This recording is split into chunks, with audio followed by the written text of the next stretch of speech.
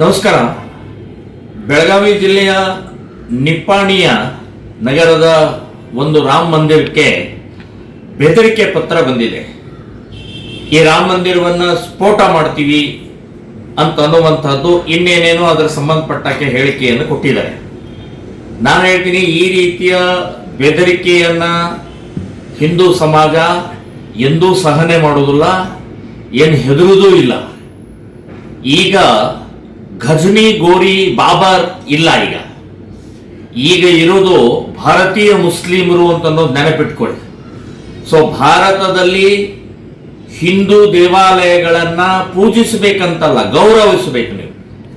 So ಯಾವುದೇ ಕಿಡಿಗೇಡಿಗಳು ಈ ರೀತಿಯ ಕೊಟ್ಟಿದ್ದನ್ನ ಖಂಡಿಸ್ತಾ ಇದ್ದೀವಿ, ವಿರೋಧಿಸ್ತಾ ಇದ್ದೀವಿ, ಸವಾಲು ಹಾಕ್ತಾ ಇದ್ದೀವಿ. ಆ ರಾಮ ಮಂದಿರದ ಒಂದೇ ಒಂದು ನಿಪ್ಪಾಣಿಯ ರಾಮ ಮಂದಿರದ ಒಂದೇ ಒಂದು ಕಲ್ಲು ಕೂಡ ನಿಮ್ಮ ಕಡೆಯಿಂದ ಅಲ್ಲಾಡ್ಸಕ್ಕಾಗೋದಿಲ್ಲ. ನಿಮಗೆ ತಾಕತ್ತಿದ್ರೆ ಮುಟ್ಟಿ ನೋಡೋಣ. ಅವಾಗ ಮುಂದಿನ ಸ್ಥಿತಿ ಏನಾಗುತ್ತೆ, ಹೇಗೆ ಹಿಂದೂ ಸಮಾಜ ಇವತ್ತು ತಯಾರಾಗಿದೆ, ತಿರುಗೇಟು ಕೊಡುತ್ತೆ ಅಂತನ್ನುವಂತ ಎಚ್ಚರಿಕೆಯನ್ನು ಕೊಡ್ತಾ ಇದ್ದೀನಿ.